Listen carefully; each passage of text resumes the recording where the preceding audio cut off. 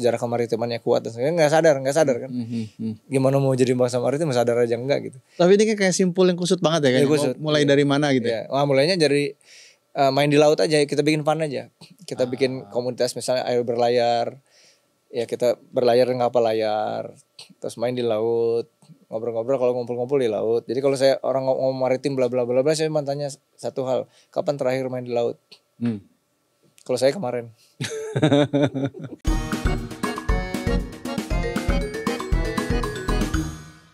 Merdeka, jumpa lagi bersama dengan saya Arto Biantoro di program Podcast Nusantara. Hari ini saya ingin mengajak Anda semua untuk mendengarkan lagu ini ya. Nenek moyangku orang pelaut, gemar mengarung luas samudra. Dan itu adalah topik kita hari ini karena kita akan bicara soal kapal Nusantara. Dan hadir bersama kita sahabat lama, udah lama banget gak ketemu, Mas Nino Krisnan, seorang arsitek kapal dan juga sekjen dari CMSI, Community for Maritime Studies Indonesia. Selamat datang di Podcast Nusantara, Mas Nino. Jadi arsitek kapal, yes, itu di Indonesia ada sekolahnya? Banyak. Sekarang kalau Mas Nino dari mana? Saya dulu kuliah di ITS Surabaya. Oke. Tapi ada juga di Unhas, Samsudin, Unpati, Patimura di Ambon, ada di Undip, ada di UI, lalu di UPN, ada di Muhammadiyah. Oh banyak ya? Ada banyak, swasta juga banyak. Oke, jadi cukup banyak ya, arsitek kapal tuh cukup banyak? Makin banyak. Oh sekarang makin Contohnya banyak? Saya dulu satu angkatan 40 orang, sekarang udah 120. Wah. Jadi peminatnya makin banyak. Ya. Karena kayaknya pengembangan dunianya perkapalan yang erat kaitannya dengan pelayaran dan kemaritiman makin. Nah, oke. Nah itu menjadi relevan karena Indonesia adalah negara maritim. Dan kalau kita bicara negara maritim dan kemaritiman, seolah-olah kalau di-connect dengan lagu yang tadi kita selalu tahu, itu kayak jauh banget panggang dari api. Kita nih yang generasi sekarang sangat tidak paham tentang maritim. Tapi boleh cerita sedikit gak sih konsep kemaritiman itu sendiri dalam sudut pandang Nusantara misalnya, sudut pandang Indonesia tuh dari dulu seperti apa? Indonesia tuh sebagai negara kan merdeka 1945. Ya. Sebelum 45 kan sejarahnya panjang. Jadi negara Indonesia yang utuh tuh menurut saya baru sejak tahun 82, sejak UNCLOS itu diterima di sebagai konvensi PBB. Ini ada kaitannya 82. Sama deklarasi Juanda tahun 57. Jadi 13 Desember 57 deklarasi Juanda diperjuangkan secara diplomasi di PBB sehingga diterima sebagai konsep UNCLOS 82 yang salah satunya mengatur mengenai hak-hak negara kepulauan archipelagic state. Terus diratifikasi oleh Undang-Undang 17 tahun 85. Kenapa panjang begitu ya dari 57 ke 82? Artinya kalau kita bicara Indonesia sebagai sebuah negara, sempurnanya itu sebenarnya kalau versinya Mas Nino itu tahun 82 itu. 82 betul. Dan diratifikasi 1785 undang-undang ya. Dan ada dari 82 ke 85 ada juga waktu tuh untuk meratifikasi. Padahal konsepnya dirancang oleh Indonesia. Nah, pertanyaannya kenapa lama? Karena ini konsep yang originally itu dari Indonesia dibawa ke dunia gitu. Berkat deklarasi Juanda, diplomasi selama 20 berapa tahun itu sampai 82 sehingga kita bertambah jadi negaranya 2,5 kali lipat tanpa perang. Diplomasi. Nah, kita lalu habis itu kita punya lah itu namanya ZEE, hak berdaulat. Jadi semua yang terkandung di dalamnya itu punya. Nah, negara maritim tuh yang bisa memanfaatkan potensi itu. Belum negara maritim kalau kegiatan utamanya bukan kegiatan kemaritiman di negaranya. Tapi kegiatan kemaritiman hanya dilakukan oleh suatu bangsa yang bangsa maritim. Bangsa maritim itu adalah manusia pelaut kan gitu kan. Jadi selama-lamanya bukan manusia pelaut, majority. Jadi kita bukan negara maritim. Cuma negara kepulauan terbesar di dunia. Artinya itu yang nanti akan didorong juga oleh teman-teman di CMSI ya. Nah, ini sendiri sebenarnya juga dikatakan peta kemaritiman kuno itu sangat berhubungan sekali dengan tentu saja kemampuan jelajah kapalnya ya. Apa yang kemudian membuat Indonesia menjadi sangat strategis pada masa itu? Nah, jadi kita balik lagi. Kalau dibilang Indonesia nggak bisa juga nih karena 45 ya. Oh iya. Jadi Nusantara kita bilang Nusantara ya. Ini ada teori bangsa Austronesia ini adalah bangsa yang menuturkan rumpun bahasa Austronesia. Ya. Itu tersebar di seluruh wilayah ini dan katanya teorinya keluar dari Taiwan. Ini salah satu teori ya. Tahun 3000 SM. Penyebaran ini setelah zaman es berakhir, di mana tadinya itu paparan Sunda, dataran semenanjung Malaysia, Kalimantan, Jawa dan Sumatera itu satu daratan itu. Terus paparan Sahul itu Australia sama Papua itu satu nyambung. Tapi setelah es mencair dia jadi laut kayak sekarang gitu. Terjadi migrasi tuh. Dan begitu migrasi kan dia bawa culture sama segala macam. Pertanyaannya naik apa? Betul. Terjadi jalur-jalur pelayaran gitu. Nah kapalnya seperti apa sih? 3000 itu kan udah lama ya. Jadi kapalnya pasti secara teknologi tuh manusia tuh menggerakkan kapal pasti dayung dulu tuh. Layar itu adalah kalau saya bilang pesawat, kalau di fisika kan ada pesawat tuh bintang miring, katrol dulu ya. Salah satu layar itu salah satu bentuk pesawat penggerak kapal yang canggih menurut saya. Ya, karena kalau lihat ini contoh kapal Nusantara nih.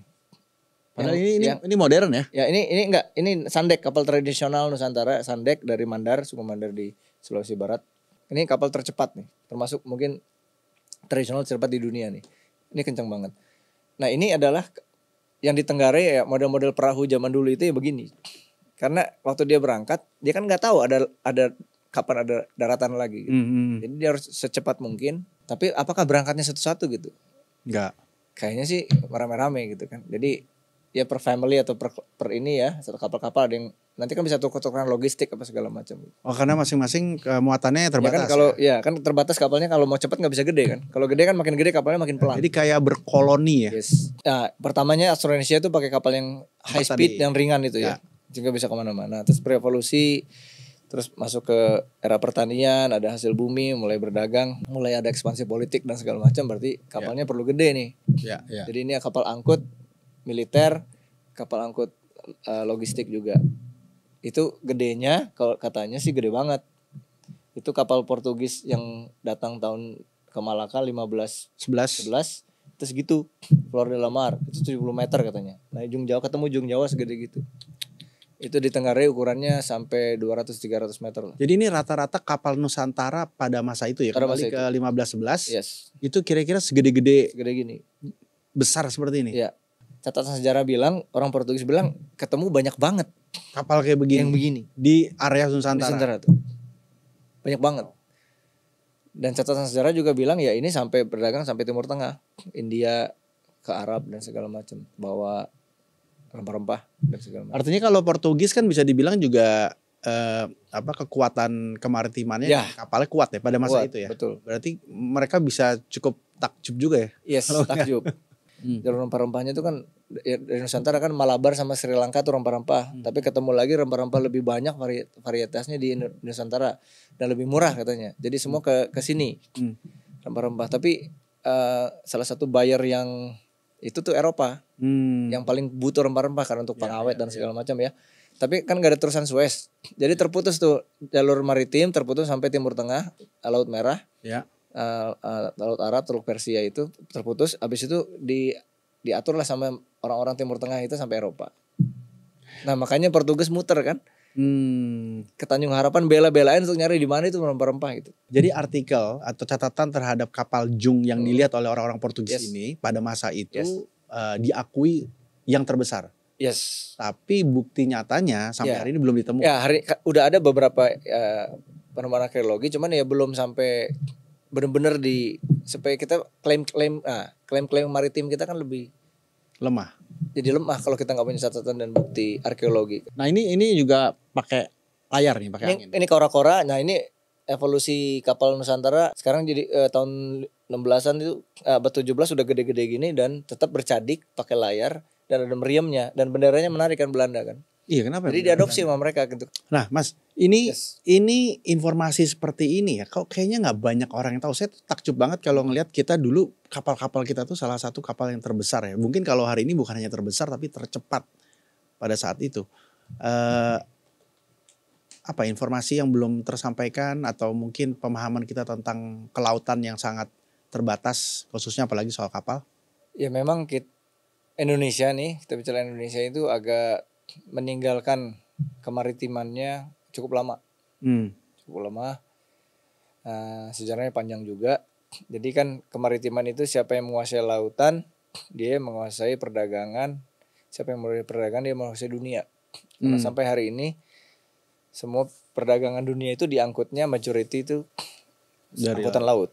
Karena angkutan laut adalah angkutan yang paling murah untuk mengangkut volume yang besar. Kekaisaran itu pasti punya armada laut karena dia harus menguasai perdagangan dan segala macam. Nah, ini sempat terlalu melihat ke darat periode Orde Baru tuh. Jadi memang waktu pemerintah 2014 ke sini tuh poros maritim apa segala maritim tuh digaung-gaungkan gitu. Jadi semacam menggerak ke mainstream, melek lagi. Nah, saya lagi dibangun nih. Mulai lagi. Jadi ketinggalannya emang panjang ya, panjang. Nah, harus dimulai lagi. Kalau kita lihat ya, nanti ada satu contoh kapal ya.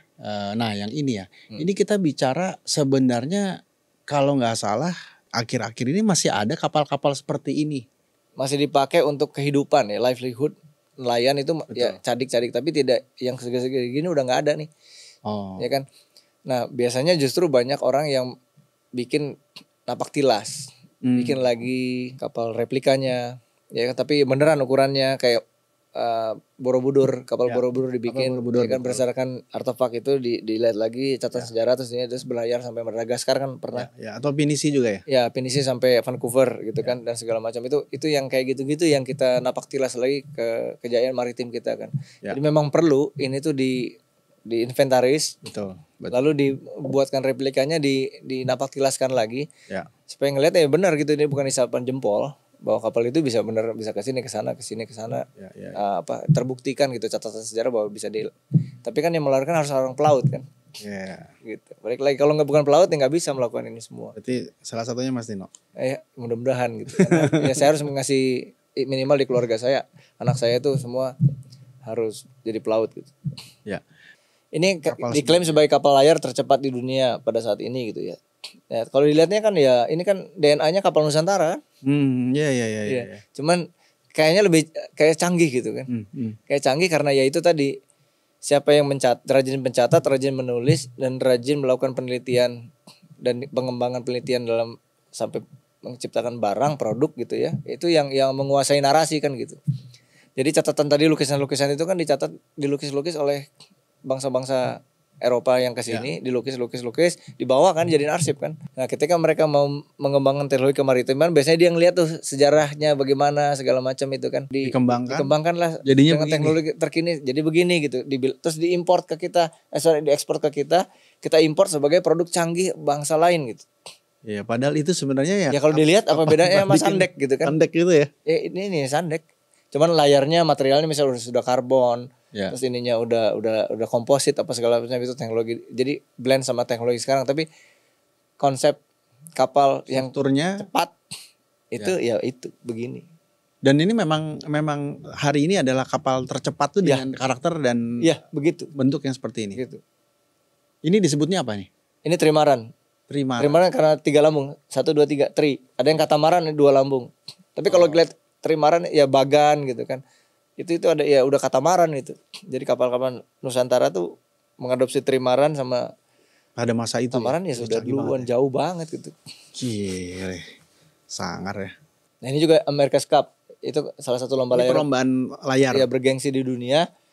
Itu kayak gini katamaran kan, lambungnya ganda tapi udah pakai foil dia. Jadi bawahnya pakai foil, dia kecepatan tertentu dia naik. Ini kecepatan berapa sih kalau sampai 40 knot kilometer? Kali 1,85 ya 50 km, 65 km gitu. Kenceng. Nah, kalau bangsa maritim ya ini bangsa maritim di Prancis ini festival tahunan layar. Ya.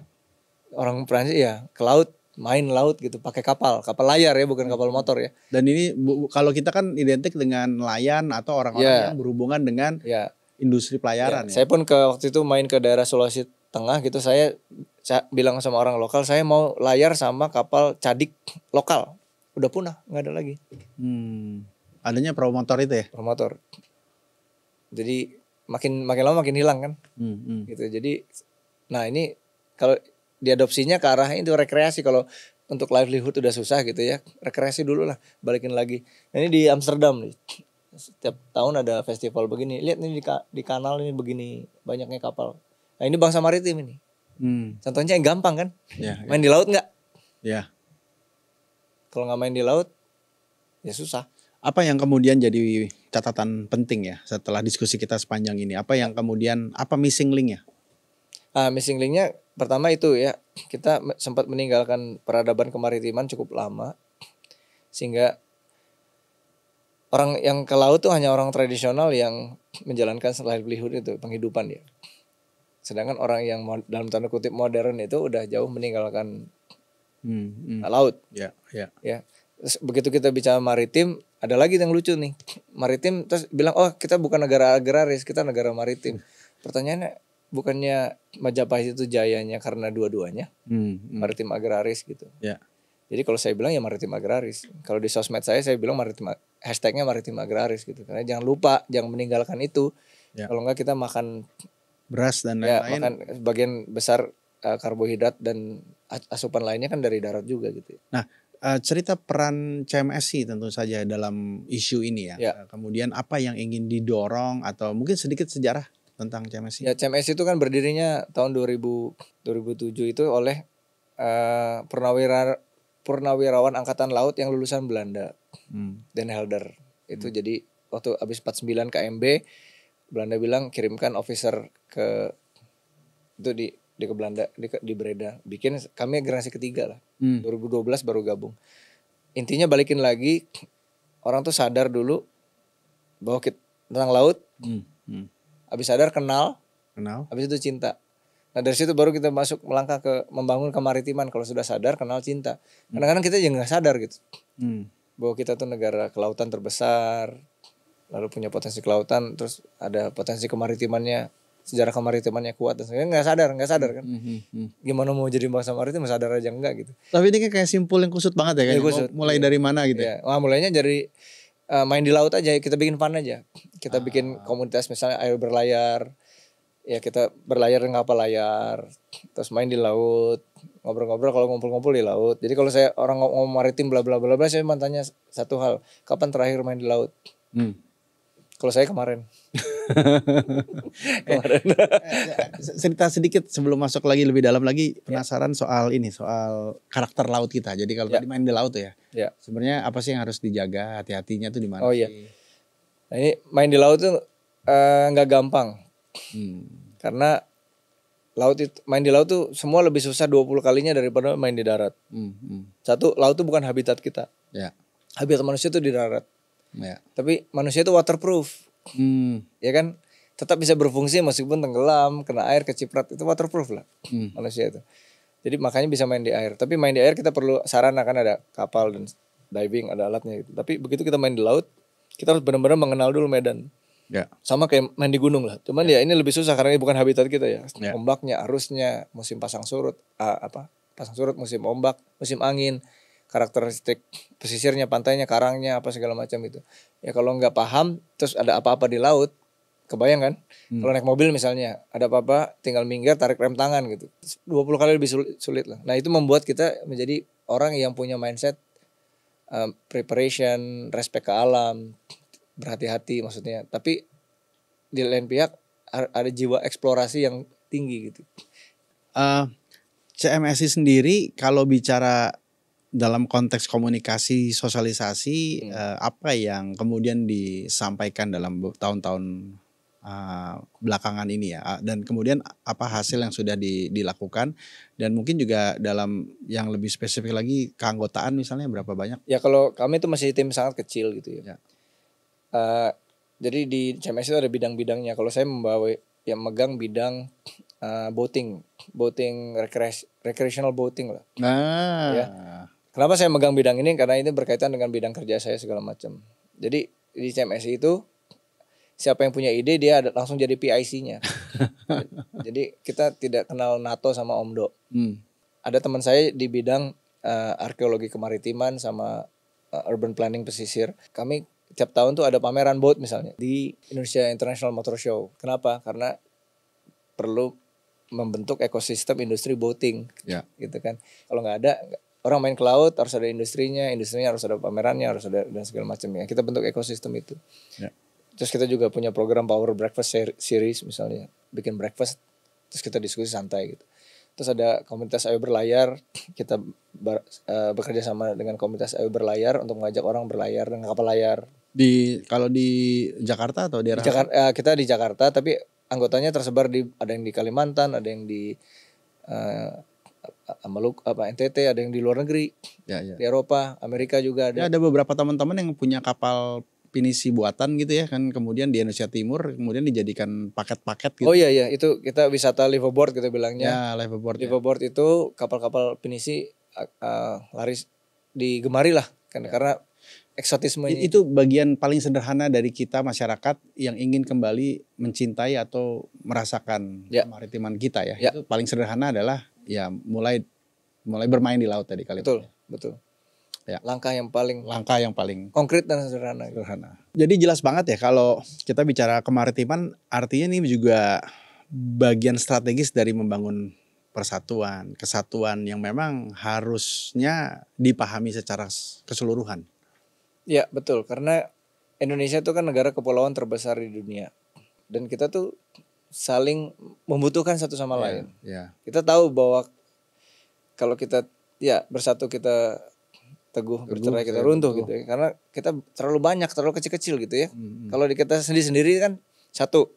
Kalau mau merdeka tuh kita kehilangan tuh ke teritorial di tengah tuh, jadi bolong-bolong lagi tuh. Betul. Ya kan? Kalau jadi orang yang dikit-dikit mau memisahkan diri apa segala macam, saya nggak ngomong politik di sini ya. Tapi konsep kemaritimannya adalah kita harus mengorbankan wilayah-wilayah itu. Betul. Dan begitu itu wilayah jadi laut internasional, bisa kebayang kan? Kayak apa peta ininya kan, peta geopolitiknya gitu. Saya pilihan terbaik adalah bersatu ya, gitu kan, karena terlalu beragam ya. Di mana laut fungsinya itu ya, kalau kepulauan, laut itu sebagai penghubung, bukan pemisah. Jadi saya bisa ke sana itu karena laut. Untung ada laut gitu kalau saya mikirnya ya. Kadang-kadang gini ya, kalau di darat tuh infrastruktur tuh kan tol misalnya. Betul. Terus prasarana ya. Sarananya tuh mobil. Nah kalau di laut tuh infrastrukturnya apa? Ya laut. Infrastrukturnya kapal. Kapal menghubungnya laut. Jadi laut tuh bukan infrastruktur kan, laut ya laut gitu kan. Infrastrukturnya kapal. Kapal itu infrastruktur. Ya, mungkin inilah yang jadi titik kritisnya konsep pemahaman negara kesatuan Republik Indonesia dalam sudut pandang kemaritiman, ya artinya harus memahami, mencintai dunia maritim, otomatis keniscayaan dan ya kan, kalau kita terpisah ya mau bersatu gitu. Kalau tidak memahami kelautan, kemaritiman, konsep pulauan, ya udah selesai gitu kan, kayak sendiri-sendiri aja gitu kan. Ujung-ujungnya rindu juga gitu kan. Rindu juga. Asnino Krisnan, terima kasih banyak. Ini PR buat CMSI dan tentu untuk kita semua ya, untuk kemudian juga berpartisipasi mencintai laut, simple dengan mulai ayo berlayar. Dan jangan takut kapal kita dulu gede-gede cepat-cepat. Yang kita punya pengetahuan itu di DNA-nya pasti ada gitu. Di DNA kita pasti ada. Nggak takut air. Pasti. Nggak mungkin ya. Cepet lah belajarnya. Seru banget, dan itulah hal sederhana yang kita bisa pahami hari ini, tapi potensinya masih sangat besar sekali. Tentu saja kita harus memahami, mencintai dunia kemaritiman kita, dan ini menjadi PR kita sebagai generasi penerus bangsa. Sampai jumpa di episode berikutnya. Anda bisa menyaksikan podcast Nusantara di channel kami di YouTube channel, dan terus membangun rasa cinta untuk Indonesia. Podcast Nusantara, hidupkan cinta Indonesia.